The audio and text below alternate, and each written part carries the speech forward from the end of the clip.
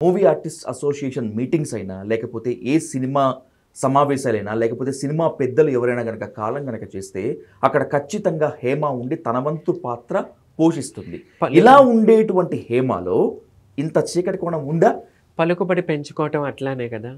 పిల్లల పేరంటానికి వెళ్ళిపోవటం, ఎవడు పిలిచినా పిలవకపోయినా దూరిపోవటం, పరిచయాలు పెంచుకోవటం ఎందుకు? ఇవి చేయటానికే కదా. ఈ పార్టీస్ కోసం, ఈ కార్యకలాపాలకి ఎలా వస్తారు, ఎలా టచ్లు అవుతారు?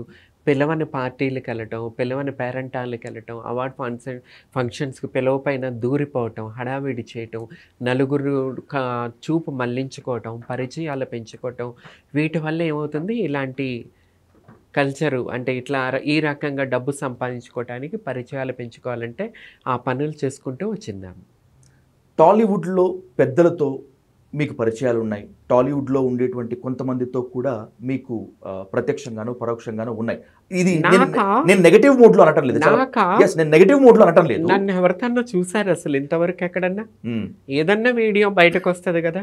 ఇంతవరకు ఎవరికన్నా వీడియోస్ ఏమన్నా బయటకు వచ్చినాయి? టాలీవుడ్ ప్రముఖులతో నేను కూర్చున్నది, పార్టీకి వెళ్ళింది లేదండి. ఓకే, నిజంగా టాలీవుడ్ పెద్దలతోటి లేకపోతే టాలీవుడ్ విషయాలతోటి తెలుగు సినిమా పరిశ్రమతోటి మీకు ఎలాంటి సంబంధం లేకపోతే హేమ ఇంత దుర్మార్గానికి ఒడిగడుతుంది అనేటువంటి ఇన్ఫర్మేషన్ మీకు ఎవరిచ్చి ఉంటారు? ఇప్పుడు ఇంత క్లుప్తంగా మీడియా ముందు పోలీసులు, కర్ణాటక పోలీస్ ఇంత బయట పెట్టినాక కూడా ఏదో తమన్నా సింహాద్రియే బయట పెట్టినట్టు చెప్తున్నారు. ఇంత క్లుప్తంగా దొరికిపోయింది, బ్లడ్ పాజిటివ్స్ దొరికిపోయాయి. నేనేం చెప్తున్నానంటే ఇలాంటి వాళ్ళ వల్ల తెలుగు అమ్మాయిలు బయటకు రావట్లేదు, తెలుగు టీవీ ఫిలిం ఇండస్ట్రీకి తల్లిదండ్రులు పంపించట్లేదు. ఇలాంటి వాళ్ళకి గట్టిగా బుద్ధి చెప్పాలా? హేమ లాంటి వాళ్ళు ఎప్పటి నుంచి ఇలాంటి పనులు చేస్తున్నా పాపం పండింది, ఈరోజు బయటకు వచ్చింది.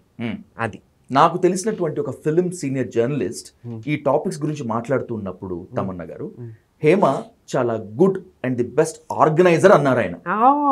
ఓకే, ఆర్గనైజర్ అంటే ఏంటి అంటే ఒక వ్యంగ్యపూరితమైనటువంటి నవ్వు నవ్వారు ఆయన. మీరు చెప్తున్నది కనుక నిజమైతే ఆమె ఎలాంటి organiser? Good or bad? Good అయితే ఏంటి, బ్యాడ్ అయితే ఏంటి? గుడ్ అంటే ఇంతవరకు ఎంతోమంది ఆర్టిస్టులు నలిగిపోతున్నారు.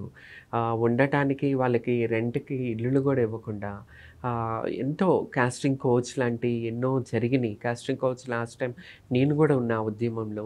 ఇలాంటి వాటికి సపోర్ట్ చేయాలి హేమ కానీ ఇలాంటి వాటికి ఎప్పుడు సపోర్ట్ చేయలేదు.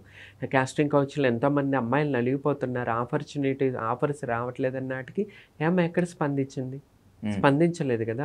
ఇంకా వాటికి నోరిప్పిన వాళ్ళని తిట్టింది. ఎందుకంటే కార్యకలాపాలు నడిపించేదే హేమ కాబట్టి, తెలుగు ఇండస్ట్రీలో హేమ ద్వారానే ఇలాంటివి జరుగుతున్నాయి కాబట్టి, సో హేమ అటువంటి మంచి వాటికైతే స్పందించదు. ఎక్కడో బ్యాడ్ అది నాకు తెలుసు.